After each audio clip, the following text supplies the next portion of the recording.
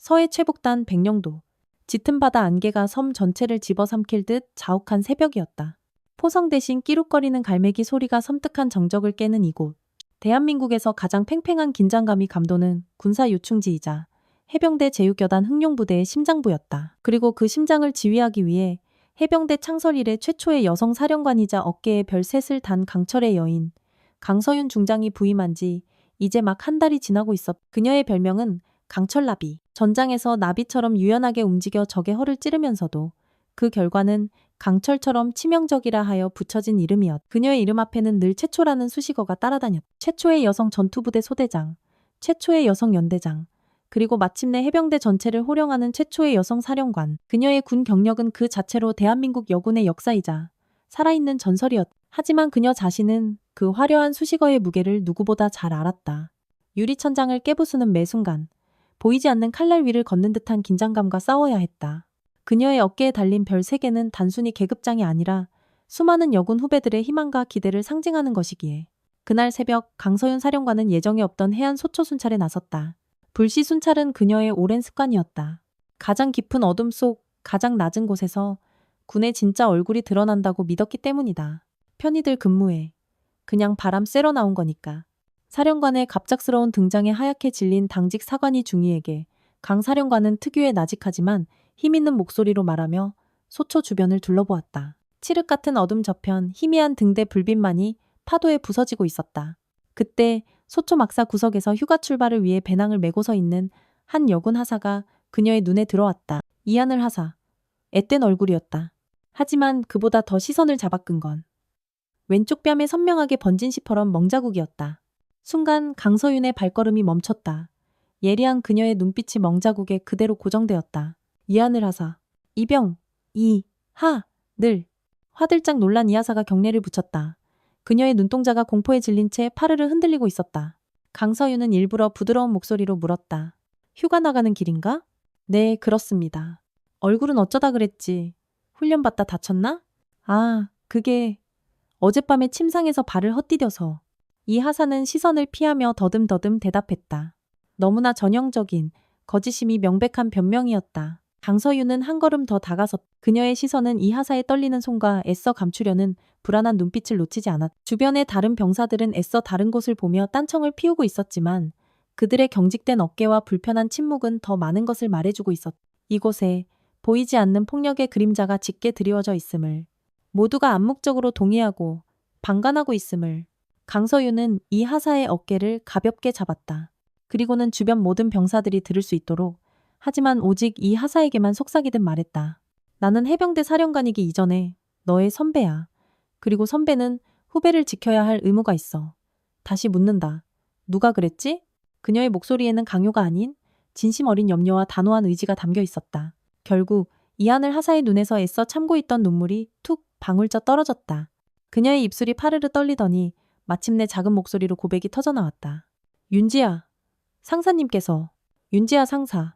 여군 부사관들의 군기를 잡는다는 명목으로 악명이 높은 인물.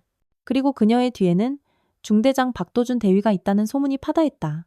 둘은 연인 관계이며 박 대위의 무기나의 윤 상사의 폭력이 공공연하게 이루어지고 있다는 것. 이 하사의 눈물은 그 소문이 끔찍한 진실임을 증명하고 있었다. 어젯밤 관물대 정리가 미흡하다는 이유로 모두가 보는 앞에서 뺨을 맞았습니다. 이 하사는 흐느끼며 말을 이었다. 폭행은 이번이 처음이 아니었다. 윤 상사는 여군 정신교육이라는 이름 아래 상습적인 폭언과 폭행, 인격 모독을 일삼았다. 마음에 들지 않는 후배에게는 벌점을 부여하고 벌점이 쌓이면 휴가를 통제하거나 야간에 완전 군장으로 연병장을 돌게 하는 등 사적인 형벌을 가했다. 박도준 대위는 이 모든 사실을 알면서도 여군들 기강 잡는 데는 저만한 사람이 없다며 윤 상사를 비호했다. 더 이상은 못 참겠습니다. 이러다 정말 누가 죽을 것 같아서 무서웠습니다.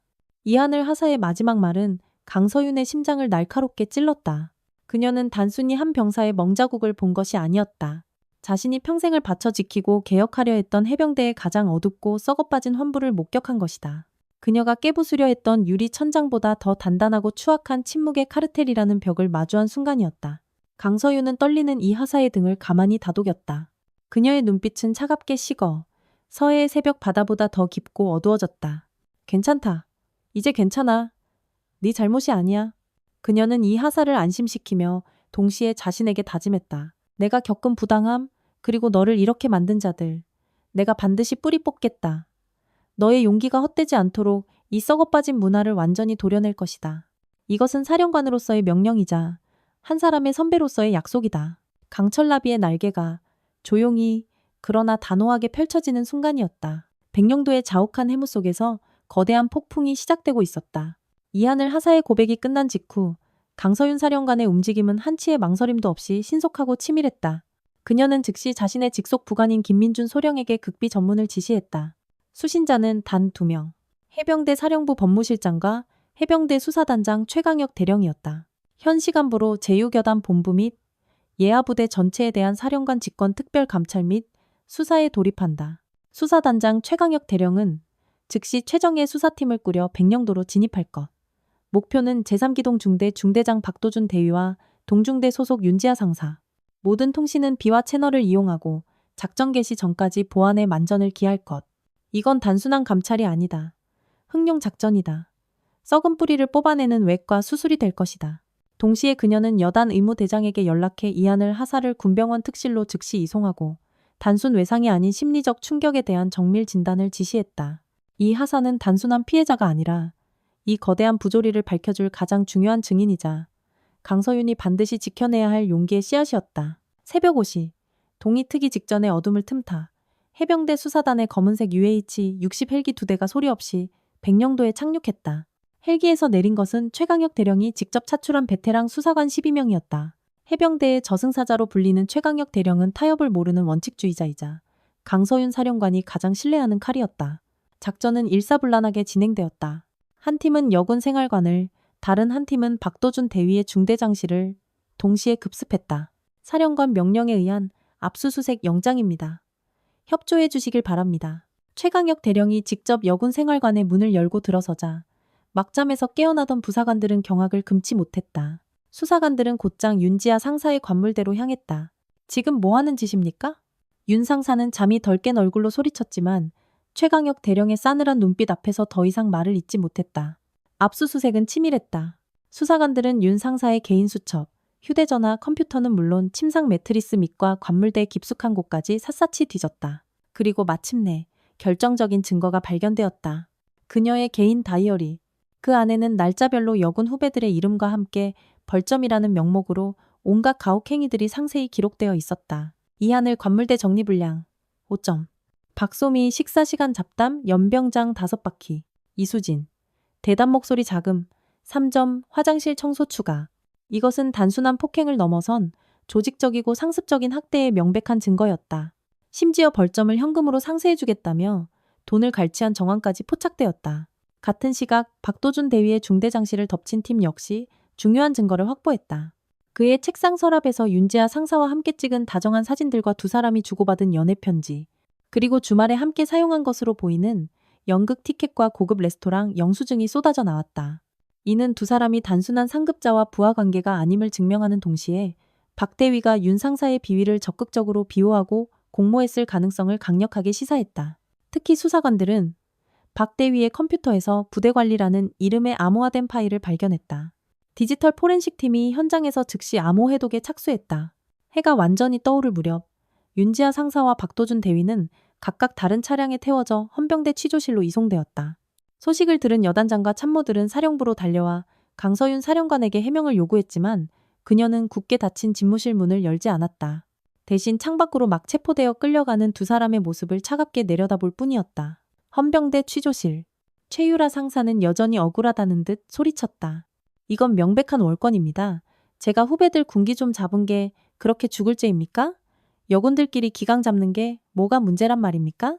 취조를 맡은 베테랑 수사관은 그녀의 말을 묵묵히 들으며 압수한 다이어리를 책상 위에 펼쳐 보였다. 윤지하 상사 군기와 사적인 폭력은 구분해야지. 이건 군기를 잡은 기록이 아니라 당신이 저지른 범죄 기록이야. 한편 박도준 대위는 다른 전략을 택했다. 그는 시종일관 침착한 표정으로 자신은 아무것도 모른다고 주장했다. 윤 상사가 부사관들을 어떻게 관리했는지 저는 전혀 알지 못합니다. 저는 중대장으로서 부대 전체를 관리할 뿐 여군 생활관 내부의 일까지 세세하게 알 수는 없습니다.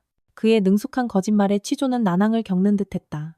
바로 그때 취조실 문이 열리고 디지털 포렌식 팀 요원이 들어와 최강혁 대령에게 USB 하나를 건넸다.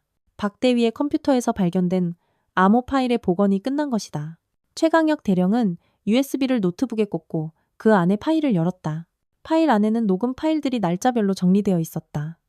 박도준 대위가 자신의 중대장실에서 윤지아 상사와 나눈 대화들을 몰래 녹음해온 것이었다.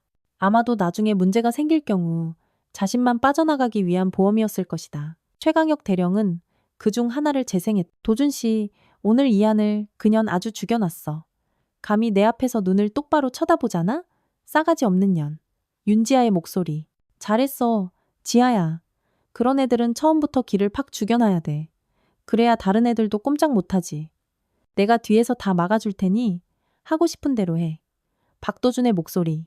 녹음 파일이 재생되는 순간 박도준 대위의 침착했던 얼굴이 급격하게 무너져 내렸다. 자신의 목소리로 자신의 범죄를 증명하는 가장 완벽한 증거 앞에서 그는 더 이상 어떤 변명도 할 수 없었다. 같은 시각, 강서윤 사령관은 이하늘 하사가 입원한 군 병원을 비밀리에 찾았다. 아직 공포에서 벗어나지 못한 이 하사의 손을 잡으며 그녀는 나직이 말했다. 수사가 시작됐다. 이제 아무것도 두려워할 필요 없어. 너는 혼자가 아니다. 내가 그리고 해병대가 너를 지킬 것이다. 강철나비의 칼날은 이제 막 그 예리한 빛을 드러냈을 뿐이었다. 최강혁 대령의 수사팀이 확보한 증거들은 거대한 빙산의 일각에 불과했다. 강서윤은 이 사건을 단순히 2명의 범죄자를 처벌하는 것에서 끝낼 생각이 없었다. 그녀는 이 사건을 계기로 해병대 내부에 수십 년간 뿌리내려온 폭력과 침묵의 문화를 뿌리째 뽑아버릴 생각이었다. 백령도에 상륙한 강철나비의 칼날은 이제 흥룡부대 전체를 향하고 있었다. 오전 9시 정각 제6여단 대강당. 장교부터 부사관까지 여단의 모든 간부 300여 명이 소집되었다. 예정에 없던 긴급 소집의 강당 내에는 불안과 의심, 호기심이 뒤섞인 웅성거림이 가득했다. 어젯밤부터 퍼지기 시작한 사령관 직속 수사팀 급파 소문과 박도준 대위, 윤지아 상사의 체포 사실이 겹쳐지면서 간부들은 곧 닥쳐올 폭풍을 직감하고 있었다. 단상이 조명으로 환하게 밝혀지고 마침내 강서윤 사령관이 모습을 드러냈다. 흐트러짐 없는 전투복 차림, 어깨에 빛나는 3개의 별. 그녀는 아무 말 없이 강당을 가득 메운 간부들의 얼굴을 하나하나 천천히 훑어보았다. 그녀의 시선이 머무는 곳마다 웅성거림은 잦아들고 숨막히는 정적이 강당을 지배했다. 그 정적 속에는 단순한 상급자에 대한 두려움을 넘어 죄지은 자의 불안과 방관자의 부끄러움이 뒤섞여 있었다. 마이크 앞에 선 강서윤은 한동안 입을 열지 않았다. 그녀는 깊은 숨을 들이마신 뒤 나직하지만 강당 전체를 울리는 목소리로 입을 열었다. 나는 오늘 여러분에게 사령관으로서가 아니라 해병대의 일원으로서 그리고 여러분의 선배로서 이 자리에 섰습니다. 그녀의 목소리는 미세하게 떨리고 있었다. 하지만 그것은 분노나 흥분 때문이 아니었다. 간부들은 이내 깨달았다. 그것은 처절한 부끄러움의 떨림이라는 것을. 어제 새벽 나는 이 부대에서 가장 추악하고 부끄러운 민낯을 목격했습니다. 한 젊은 하사가 자신의 상관에게 뺨을 맞고 공포에 떨고 있는 모습을 보았습니다. 그 주변에는 수많은 동료들이 있었지만 모두가 침묵하고 있었습니다. 못 본 척, 못 들은 척 외면하고 있었습니다. 강당은 물을 끼얹은 듯 조용해졌다. 몇몇 간부들은 고개를 숙였고 다른 이들은 애써 강서윤의 시선을 피했다. 우리는 무엇을 위해 해병이 되었습니까? 우리는 왜 이 붉은 명찰을 가슴에 달고 있습니까? 적과 싸워 이기기 위해서? 맞습니다. 하지만 그보다 더 중요한 것이 있습니다. 우리는 약자를 보호하고 정의를 지키기 위해 존재하는 군대입니다. 동료의 고통을 외면하는 군대가 어떻게 국민의 생명과 안전을 지킬 수 있단 말입니까? 그녀의 목소리는 점차 격앙되었다. 그것은 연설이 아니라 절규에 가까웠다. 권력은 지배하라고 주어진 것이 아닙니다. 책임지라고 주어진 것입니다. 부하를 인격적으로 모독하고 사적인 폭력을 휘두르는 것은 지위가 아니라 범죄입니다. 그리고 그 범죄를 알고도 묵인하고 방관하는 것, 그건 역시 용서받을 수 없는 공범 행위입니다. 강서윤은 단상 위를 천천히 걸으며 말을 이었다. 오늘 이후 해병대에서 권력을 사적으로 남용한 자, 동료의 고통에 침묵한 자는 그 누구도 용서받지 못할 것입니다. 계급 고하를 막론하고 가장 강력한 군법에 따라 엄중히 처벌할 것입니다. 이것이 나의 의지이자 해병대가 다시 태어나기 위한 첫걸음입니다. 연설이 끝나고 강서윤은 강당을 나섰다. 하지만 그녀가 남긴 말의 파장은 거대했다. 간부들은 마치 망치로 머리를 맞은 듯한 충격에 휩싸였다. 어떤 이들은 너무 과민 반응하는 것 아니냐? 군대 기강 잡다 보면 그럴 수도 있지라며 불만을 터뜨렸지만 대다수는 침묵 속에서 자신들의 과거를 되돌아보고 있었다. 자신 역시 누군가에게 폭언을 하지는 않았는지, 동료의 부당한 행위를 보고도 못 본 척하지는 않았는지. 침묵의 무게가 그들의 어깨를 무겁게 짓누르기 시작했다. 강서윤의 선언은 빈말이 아니었다. 그날 오후 최강혁 대령의 수사팀은 특별 신고센터를 개설했다. 신분 보장을 약속하며 부대 내 모든 폭력 및 가혹 행위에 대한 제보를 받기 시작했다. 처음에는 누구도 선뜻 나서지 않았다. 보복에 대한 두려움, 그리고 배신자로 낙인 찍힐 것에 대한 공포가 그들의 발목을 잡았다. 첫 번째 균열을 만든 것은 의외의 인물이었다. 윤지아 상사와 가장 친하게 지냈던 동기, 박소연 중사였다. 그녀는 한참을 망설인 끝에 떨리는 손으로 신고센터의 문을 열었다. 저도 윤 상사가 하는 짓이 잘못된 걸 알고 있었습니다. 하지만 동기라는 이유로, 그리고 저 역시 피해를 볼까 두려워서 아무 말도 하지 못했습니다. 죄송합니다. 박소연 중사의 증언은 시작에 불과했다. 그녀의 용기에 힘을 얻어 그동안 윤지아 상사에게 피해를 입었던 여군 부사관들이 하나둘씩 입을 열기 시작했다. 그들의 증언은 충격적이었다. 뺨을 맞는 것은 예사였고, 야간에 속옷 차림으로 연병장을 돌게 하거나 뜨거운 냄비에 손을 대게 하는 등의 엽기적인 가혹행위도 있었다. 심지어 자신의 마음에 들지 않는 후배를 다른 부대원들 앞에서 공개적으로 모욕하고 조리돌림하며 고립시키는 사이버 불링까지 자행했다는 사실이 드러났다. 침묵의 둑은 한번 무너지기 시작하자 걷잡을 수 없었다. 제보는 여군 생활관을 넘어 부대 전체로 확산되었다. 선임병이 후임병에게 가하는 폭력, 간부가 병사들의 월급을 갈취하는 행위, 훈련 성과를 조작하는 문제까지 그동안 수면 아래 감춰져 있던 온갖 부조리들이 터져나오기 시작했다. 특별 신고센터 앞에는 밤늦게까지 제보를 하려는 장병들의 줄이 이어졌다. 강서윤은 이 모든 상황을 보고받으며 굳은 표정으로 지시를 내렸다. 모든 제보는 하나도 빠짐없이 기록하고 철저히 조사하라. 제보자의 신원은 목숨을 걸고 보호할 것. 이번 기회에 해병대의 모든 썩은 환부를 도려낸다. 고통스럽더라도 이 과정을 거치지 않으면 우리는 한 발짝도 앞으로 나아갈 수 없다. 침묵의 무게는 생각보다 훨씬 무거웠고 그 아래 감춰진 상처는 상상 이상으로 깊었다. 하지만 강서윤은 물러설 생각이 없었다. 강철나비는 이제 막 날갯짓을 시작했을 뿐이었다. 그녀는 이 무거운 침묵을 깨고 진실의 빛이 모든 어둠을 몰아낼 때까지 결코 멈추지 않을 터였다.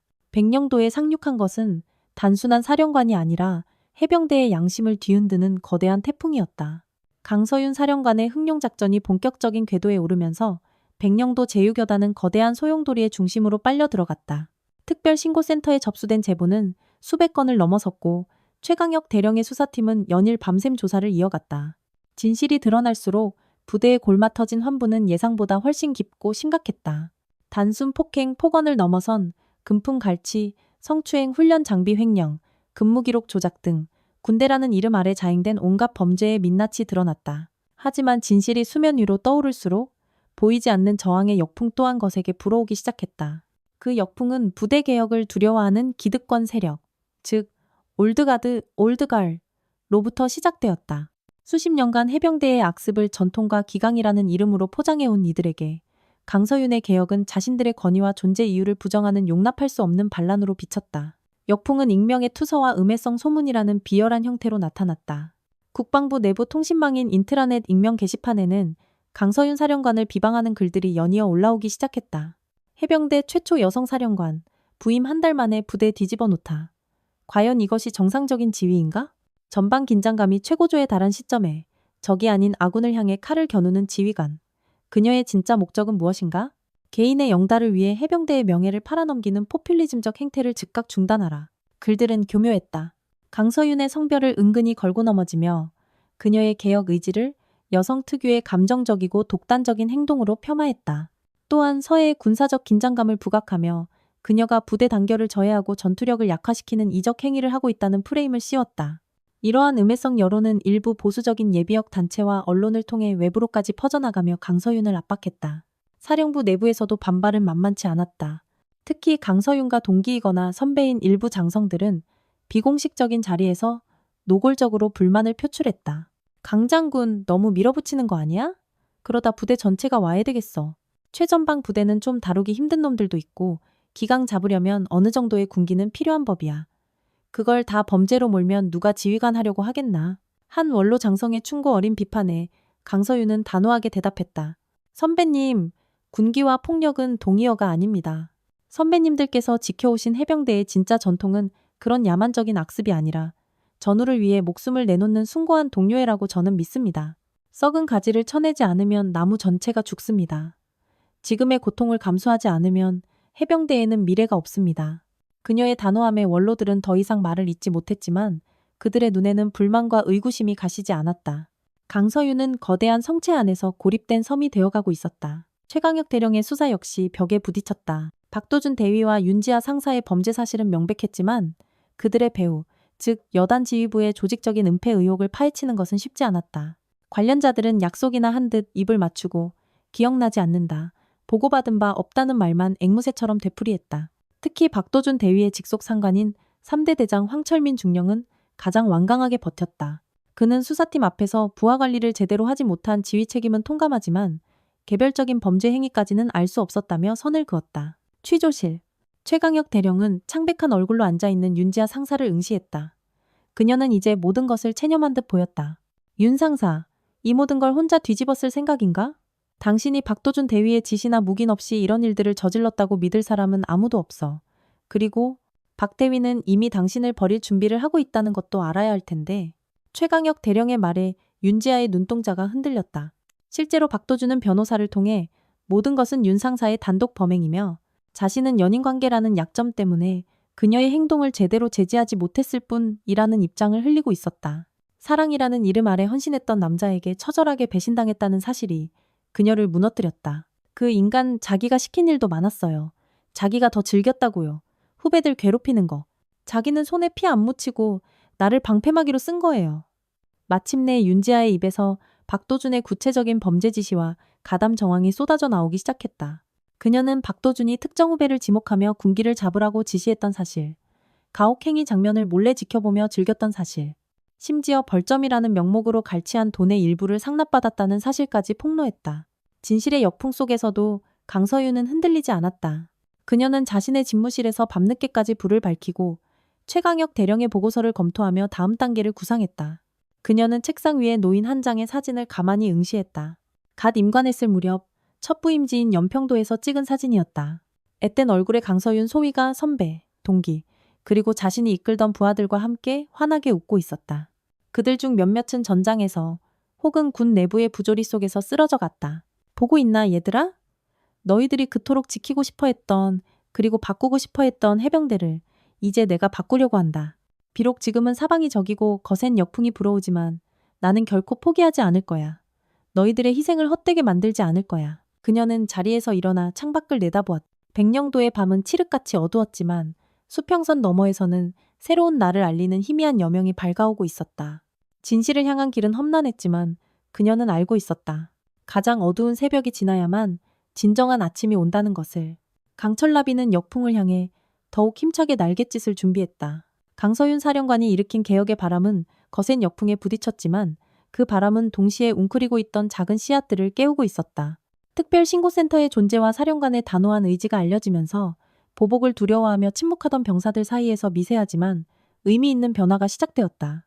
나도 당했다. 나도 봤다는 목소리들이 조심스럽게 터져나오기 시작한 것이다.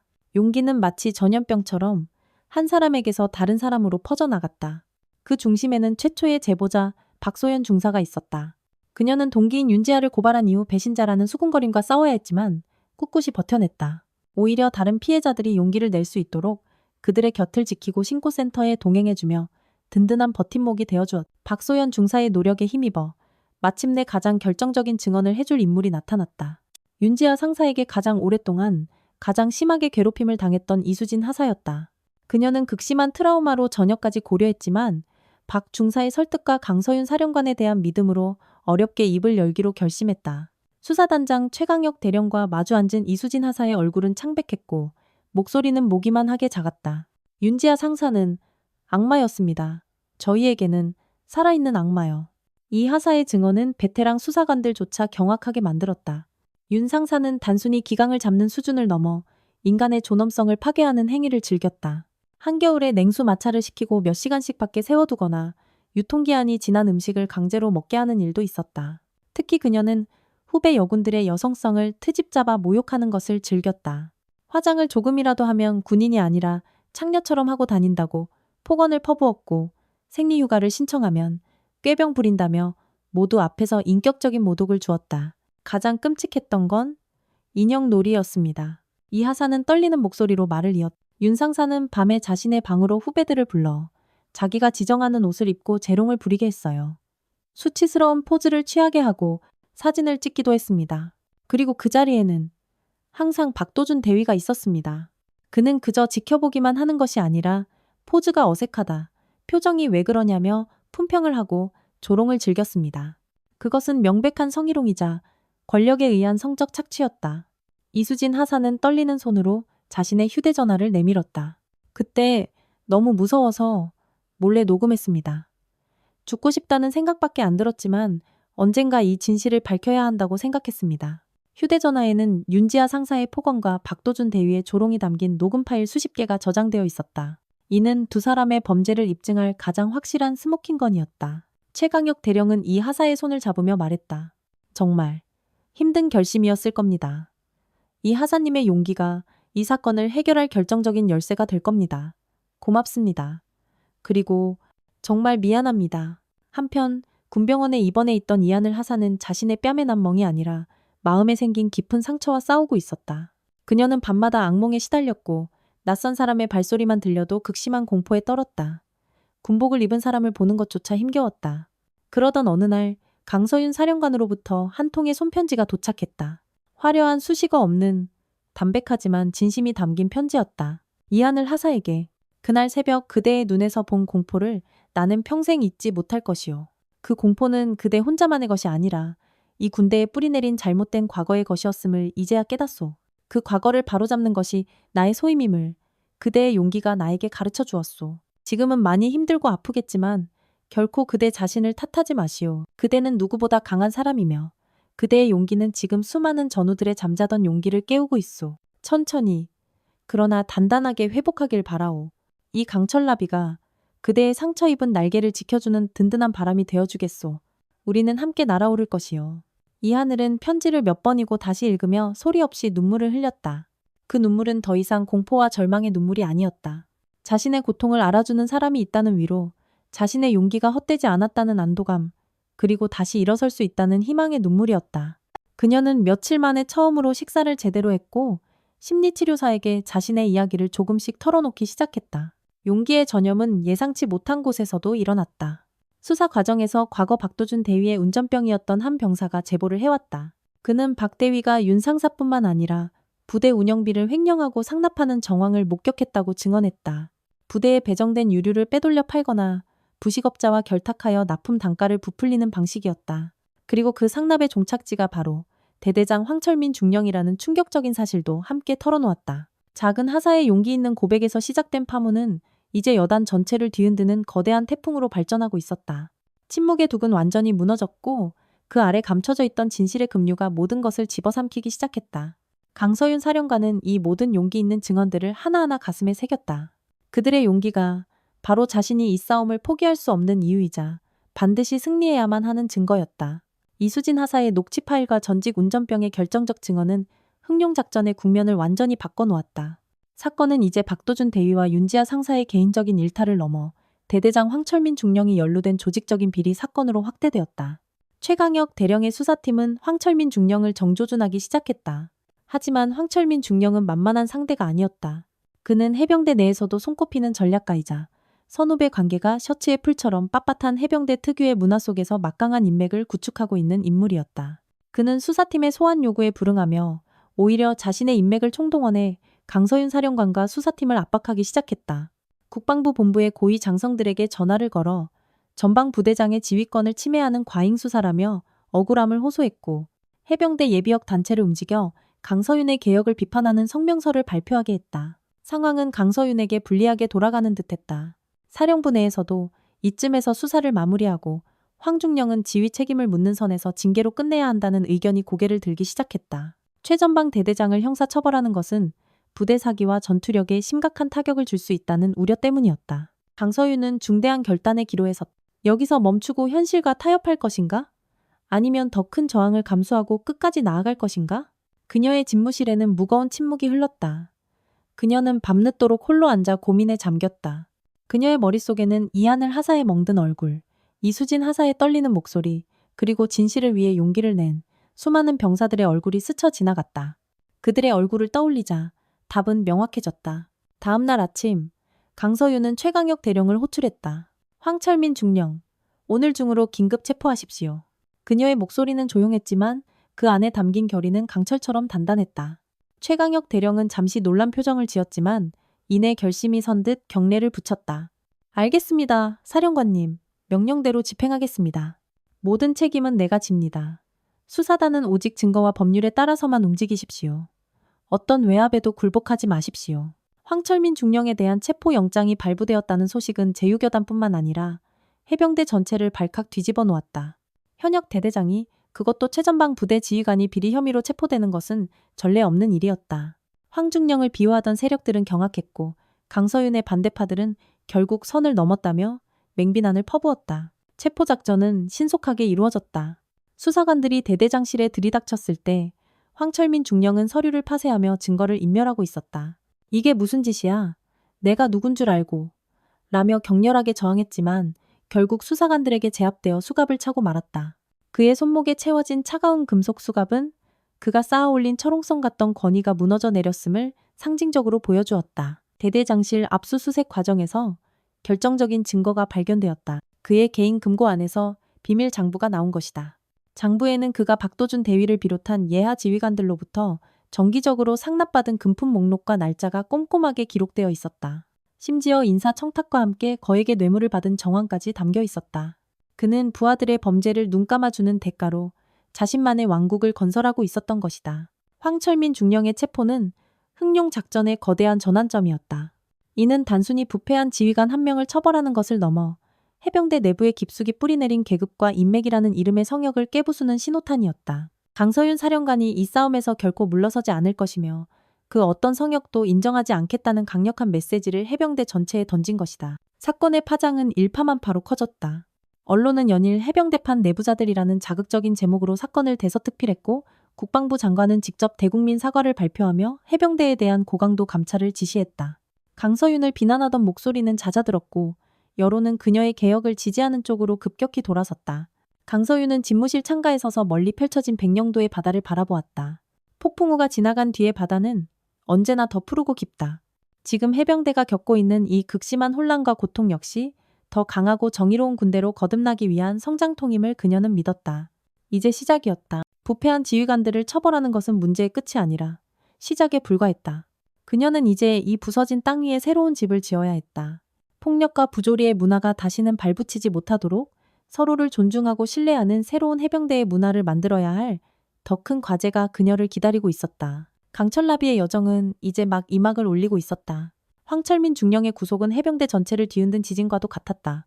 수십 년간 이어져 온 계급과 인맥의 성벽에 거대한 균열이 생겼고 그 균열 사이로 변화의 바람이 휘몰아쳤다. 하지만 지진이 휩쓸고 간 자리에는 혼란과 불안이 남는 법. 제유교단은 그야말로 패닉 상태에 빠졌다. 지휘관들은 다음 차례는 자신이 아닐까 하는 불안감에 몸을 사렸고 병사들은 불신과 냉소에 휩싸였다. 골마 터진 환부를 도려낸 것은 통쾌했지만 그 자리에 남은 거대한 구멍을 어떻게 메워야 할지 누구도 알지 못했다. 이 중차대한 시점에서 강서윤 사령관은 다시 한번 예상을 뛰어넘는 행보를 보였다. 그녀는 단순히 남은 부패 세력을 색출하고 처벌하는 것에 머무르지 않았다. 그녀의 시선은 이미 파괴의 다음 단계, 즉 재건을 향해 있었다. 그녀는 사령부의 장성들과 참모들만이 참석하는 딱딱한 회의 대신 아주 특별한 모임을 소집했다. 장소는 사령관 집무실이 아닌 백령도 해변이 바라보이는 작은 간부 식당이었다. 참석자 명단은 더욱 파격적이었다.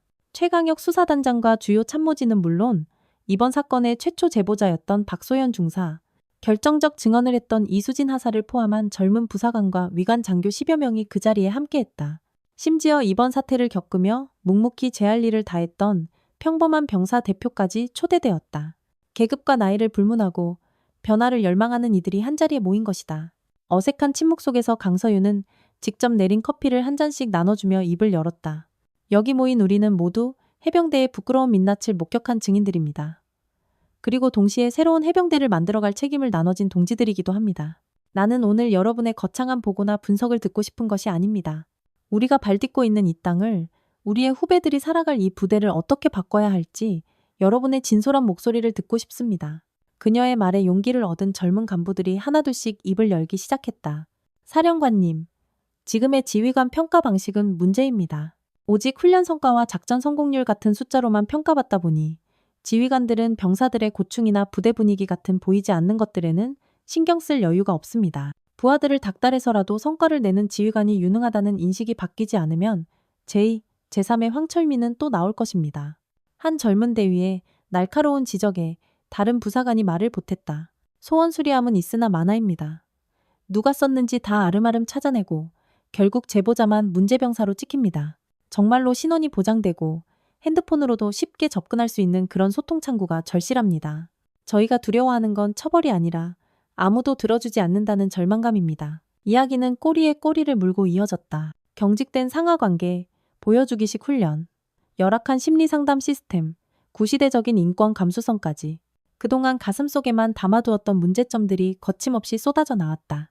강서윤은 그 모든 이야기를 한마디도 놓치지 않고 경청하며 수첩에 꼼꼼히 기록했다. 몇 시간에 걸친 난상 토론이 끝난 후 강서윤은 자리에서 일어나 모두를 둘러보며 말했다. 오늘 여러분이 들려준 이야기 속에 우리가 나아갈 길이 있습니다. 나는 오늘부로 이 자리에 모인 여러분을 중심으로 해병대 문화혁신 태스크포스를 출범시키고자 합니다. 그녀는 즉석에서 재건의 설계도를 발표했다. 첫째, 지휘관 평가 시스템의 전면 개혁. 작전 수행 능력과 더불어 병사 인권보호지수, 부대 소통 만족도, 정신건강관리 실태 등 인성적 측면을 평가의 핵심 지표로 삼겠다고 선언했다. 둘째, 용기 신호등이라 명명된 모바일 익명 신고 시스템의 개발. 외부 보안 전문가와 협력하여 제보자의 IP 추적이 원천적으로 불가능한 시스템을 구축하고 접수된 모든 내용은 사령관 직속 인권감독관이 직접 확인하고 처리하도록 하겠다고 약속했다. 셋째, 찾아가는 심리상담실의 운영. 기존의 수동적인 상담 시스템을 벗어나 전문 상담관들이 주기적으로 소초와 진지를 방문하여 병사들의 정신건강을 적극적으로 관리하는 시스템을 도입하겠다고 밝혔다. 넷째, 역할극 기반의 체험형 인권교육 프로그램 개발. 딱딱한 강의식 교육에서 벗어나 가해자와 피해자, 방관자의 역할을 직접 체험하며 역지사지의 감수성을 기를 수 있는 새로운 교육 모델을 만들겠다고 발표했다. 파격적인 설계도에 모두가 놀라움을 금치 못했다. 특히 자신의 의견이 실제 정책으로 반영되는 것을 본 젊은 간부들의 눈은 희망과 열정으로 빛나기 시작했다. 강서윤은 마지막으로 최강혁 대령에게 특별한 임무를 부여했다. 최 대령, 그동안 수사단장으로서 썩은 부위를 도려내는 역할을 훌륭히 수행해 주었소. 이제부터는 그 예리한 칼로 새로운 해병대의 기틀을 다지는 역할을 맡아주시오. 문화혁신 태스크포스의 실무 총책임자로서 이 설계도를 현실로 만들어주기 바라오. 최강혁 대령은 수사관의 날카로운 눈빛 대신 새로운 시대의 설계자로서 벅찬 책임감을 느끼며 거수경례를 올렸다. 그날 저녁, 강서윤은 홀로 남아 백령도의 노을을 바라보았다. 무너진 성을 재건하는 것은 새로운 성을 쌓는 것보다 몇 배는 더 힘든 일이다. 불신과 냉소라는 잔해를 걷어내고 신뢰와 존중이라는 주춧돌을 놓아야 한다. 수많은 저항과 시행착오가 있을 것이다. 하지만 그녀는 두렵지 않았다. 오늘 그녀는 혼자가 아니라는 사실을 확인했기 때문이다. 변화를 향한 뜨거운 열망을 가진 젊은 동지들과 함께라면 그 어떤 시련도 이겨낼 수 있으리라. 재건의 깃발은 이제 막 올랐고 강철나비의 날갯짓은 백령도를 넘어 해병대 전체를 향해 펼쳐지고 있었다. 백령도의 새로운 변화의 바람이 불기 시작했지만 과거가 남긴 상처는 여전히 깊고 쓰라렸다. 윤지아 상사, 박도준 대위, 그리고 황철민 중령에 대한 군사 재판이 시작되면서 피해자들은 다시 한번 끔찍했던 기억과 마주해야 했다. 재판정은 그들에게 또 다른 전쟁터였다.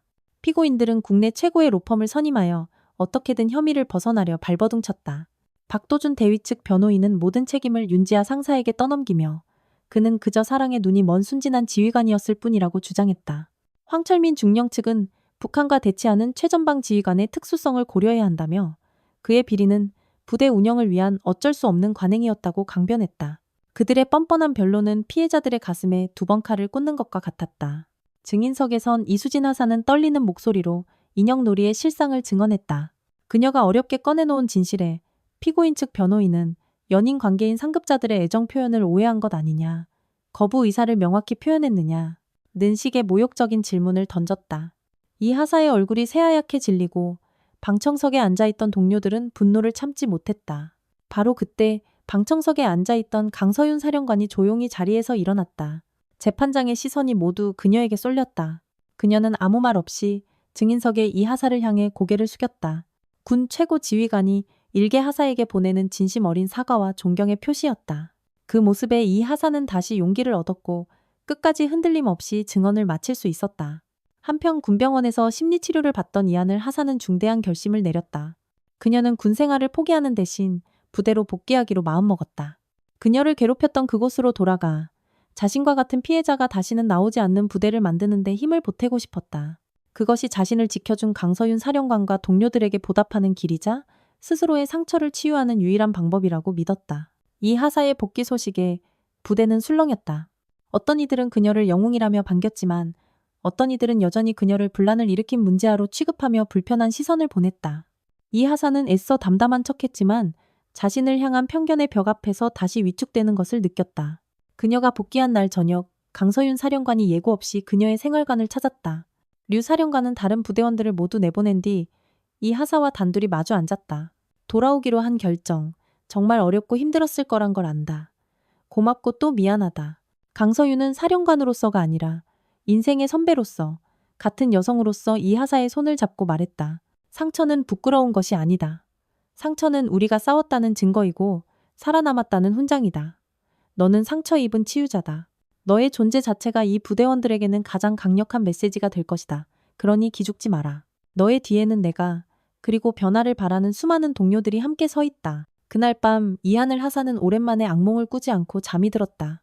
강서윤의 개혁은 재판과 위로에만 머무르지 않았다. 그녀는 흥룡 회복 주간을 선포했다. 일주일간 모든 훈련을 중단하고 오직 장병들의 상처를 치유하고 무너진 신뢰를 회복하는 데 집중했다. 전문 심리 상담사들이 부대 곳곳을 누비며 집단 상담과 개인 상담을 진행했고 저녁에는 계급을 모두 내려놓고 자유롭게 대화하는 소통의 밤행사가 열렸다. 처음에는 어색해하던 장병들도 점차 마음의 문을 열기 시작했다. 선임병이 후임병에게 그동안 무심해서 미안했다고 사과하고 후임병은 선임병의 고충을 이해하게 되는 작은 기적들이 곳곳에서 일어났다. 특히 신뢰의 발걸음이라는 프로그램은 큰 반향을 일으켰다. 한 사람이 눈을 가리면 다른 한 사람이 그의 손을 잡고 장애물 코스를 통과하는 간단한 활동이었지만 그 과정에서 장병들은 말없이 서로를 믿고 의지하는 법을 몸으로 배웠다. 회복주간 마지막 날, 부대 연병장에서는 작은 캠프파이어가 열렸다. 모닥불 주위에 둘러앉은 장병들은 자신의 상처와 두려움, 그리고 희망을 이야기했다. 이하늘 하사도 용기를 내어 마이크를 잡았다. 저는 제가 돌아온 이곳이 두려웠습니다. 하지만 이제는 두렵지 않습니다. 저를 바라보는 여러분의 눈에서 저는 미움이 아니라 따뜻한 걱정을 보았습니다. 우리는 모두 상처를 입었습니다. 하지만 함께라면 분명히 이겨낼 수 있습니다. 서로가 서로에게 기댈 수 있는 그런 진짜 전우가 됩시다. 그녀의 진심 어린 말에 누군가 먼저 박수를 치기 시작했고 이내 연병장은 뜨거운 박수와 함성으로 가득 찼다. 모닥불의 불꽃이 밤하늘을 밝게 비추며 장병들의 마음속에 얼어붙었던 불신의 얼음을 녹이고 있었다. 군사 재판은 마침내 최종 판결을 내렸다. 황철민 중령은 뇌물수수와 직권남용 등의 혐의로 파면과 함께 징역 10년, 박도준 대위는 징역 7년, 윤지아 상사는 징역 5년을 선고받았다. 법의 심판은 끝났지만 진짜 싸움은 이제부터였다. 강서윤은 상처 입은 병사들의 손을 잡고 그들이 스스로를 치유하고 더 단단한 군인으로 성장할 수 있도록 묵묵히 그들 곁을 지켰다. 상처 입은 치유자들이 서로를 보듬을 때 비로소 진정한 재건이 시작된다는 것을 그녀는 알고 있었다. 흥룡 회복주간과 군사재판이 끝나고 제육여단은 마침내 길고 어두웠던 터널을 빠져나와 새로운 출발선에 섰다. 강서윤 사령관이 뿌린 개혁의 씨앗들이 하나둘씩 싹을 틔우기 시작했다. 가장 눈에 띄는 변화는 용기 신호등이라 불리는 익명 신고 앱의 활성화였다. 처음에는 반신반의하던 병사들은 사소한 건의 사항조차 사령관 직속 인권감독관이 직접 확인하고 24시간 내에 피드백을 주는 것을 보며 점차 앱을 신뢰하기 시작했다. 한 일병이 세탁기 건조기 필터 청소가 제대로 되지 않아 빨래에서 냄새가 난다는 불만을 익명으로 올렸다. 과거 같았으면 묵살되거나 누가 올렸는지 색출하려 했을 문제였다. 하지만 인권감독관은 즉시 담당 부사관에게 시정 조치를 명령했고 다음날 아침 부대 게시판에는 깨끗하게 청소된 필터 사진과 함께 불편을 드려 죄송합니다. 앞으로 매일 점검하겠습니다. 라는 담당관의 사과문이 붙었다. 이 작은 성공 사례는 순식간에 부대 전체로 퍼져나갔다. 병사들은 더 이상 부조리를 참고 사기는 대신 용기 신호등을 통해 합리적인 방식으로 문제를 제기하고 해결하는 법을 배우기 시작했다. 강서윤은 공석이 된 3대 대장 자리에 파격적인 인사를 단행했다. 해군 사관학교를 수석으로 졸업하고 미국 해병대에서 위탁 교육까지 마친 엘리트지만 원칙주의자라는 이유로 진급에서 번번이 고배를 마셨던 소령을 중령으로 특진시켜 임명한 것이다. 신임 대대장은 부임 첫날 권위적인 취임사 대신 대대장과의 대화 시간을 가졌다. 그는 병사들과 똑같은 식판에 밥을 받아 함께 식사하며 그들의 고충과 건의 사항을 직접 들었다. 그는 나의 지휘 목표는 여러분이 어제보다 오늘, 오늘보다 내일 더 즐겁게 군 생활을 하는 것이라고 말하며 소통과 신뢰를 기반으로 한 새로운 지휘 철학을 선보였다. 새로운 리더십은 부대 분위기를 빠르게 바꿔놓았다. 억압과 통제 대신 자율과 책임이 강조되면서 병사들은 수동적인 명령 이행자에서 능동적인 임무 수행자로 변모해갔다. 훈련 역시 마찬가지였다.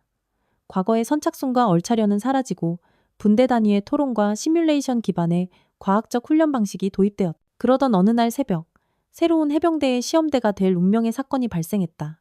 서해 북방한계선 NLL 인근에서 원인 불명의 고속정이 우리 측 해역을 침범한 것이다.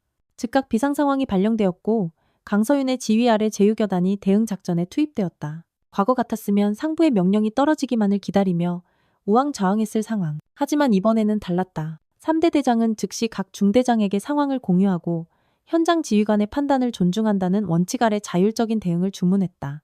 각 분대에서는 분대장 주도하에 신속하게 역할 분담이 이루어졌고 병사들은 훈련받은 대로 일사불란하게 움직였다.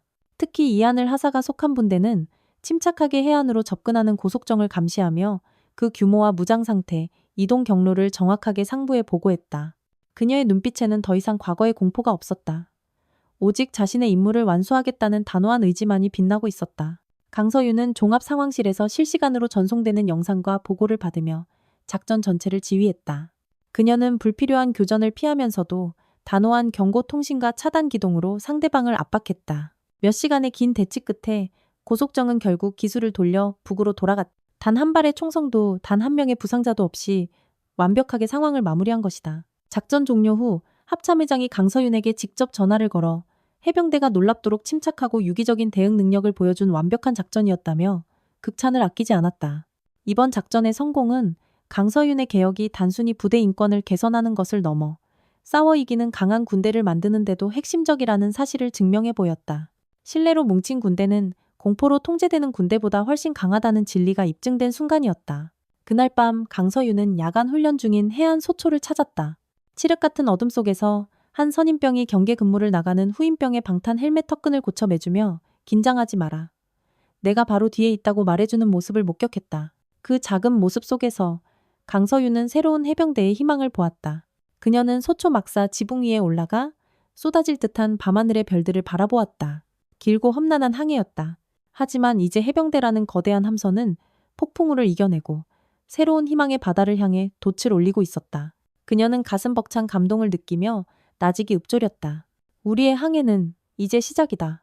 저 멀리 수평선에서 밝아오는 여명처럼 해병대의 새로운 역사가 시작되고 있었다. 그리고 그 역사의 중심에는 불의에 침묵하지 않고 용기를 냈던 수많은 평범한 용사들과 그들의 손을 잡고 거친 파도를 헤쳐나간 강철나비, 강서윤 사령관이 있었다.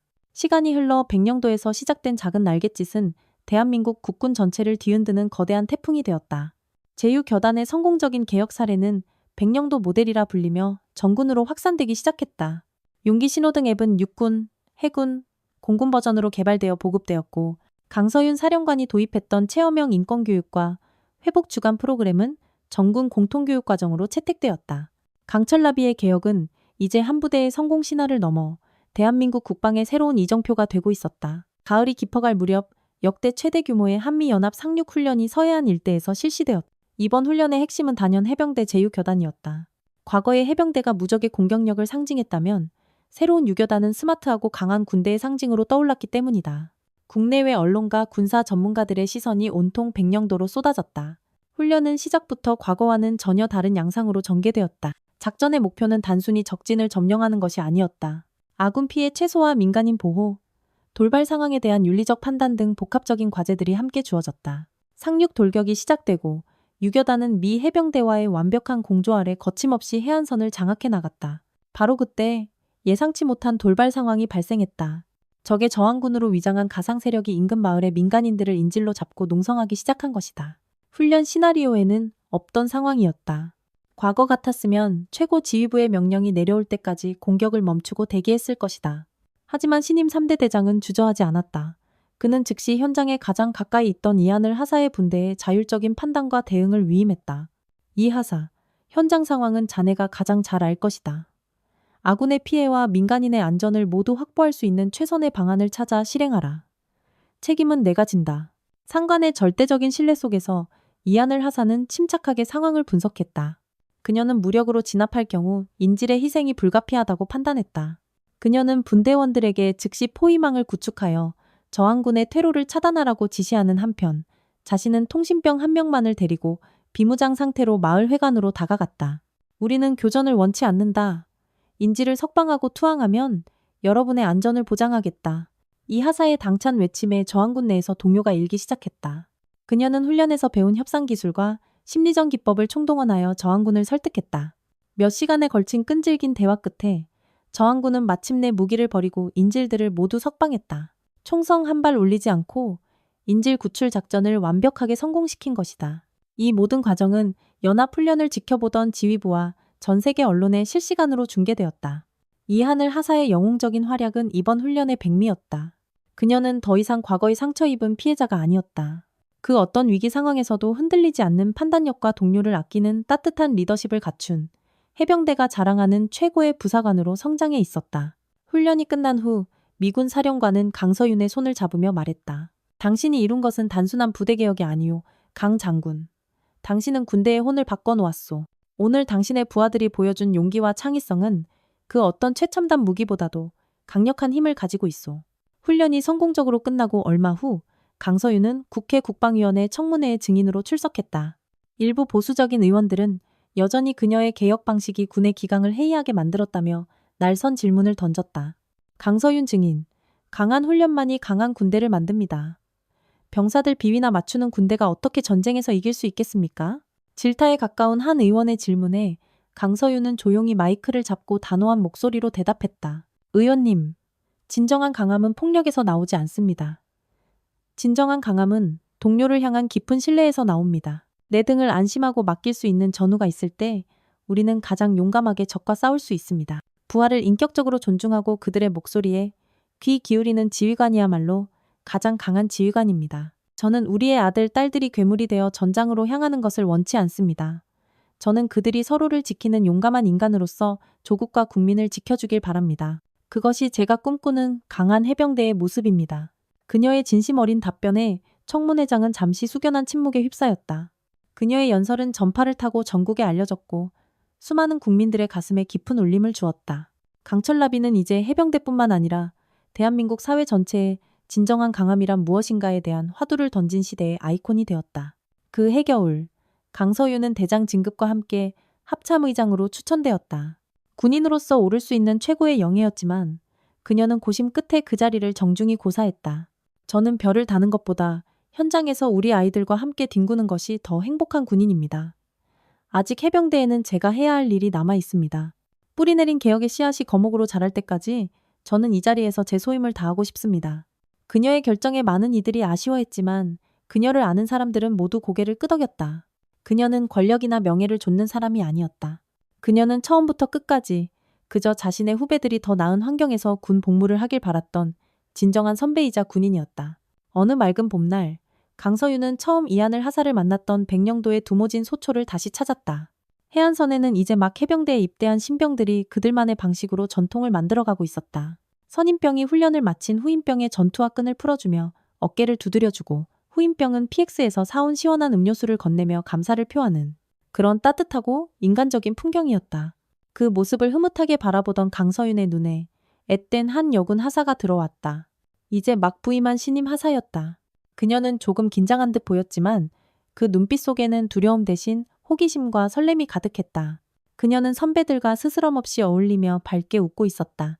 그녀가 입고 있는 전투복, 그녀가 생활하는 병영, 그녀가 숨쉬는 공기는 강서윤이 모든 것을 걸고 싸워서 바꾼 새로운 세상이었다. 강서윤은 그 모습을 가슴에 담으며 조용히 발걸음을 돌렸다. 모든 것이 끝난 것은 아니다. 개혁의 여정은 영원히 끝나지 않을 것이다. 하지만 한 가지는 분명했다. 바람의 방향은 바뀌었다. 불신과 폭력의 역풍은 멎고 신뢰와 존중의 순풍이 불어오고 있었다. 그녀는 푸른 바다를 향해 펼쳐진 활주로를 바라보며 자신과 그리고 이 땅의 모든 후배들에게 나직이 속삭였다. 강철나비 이제 마음껏 날아오르라. 새로운 시대의 지평선 위로 희망의 날개를 단 수많은 나비들이 힘차게 비상하고 있었다.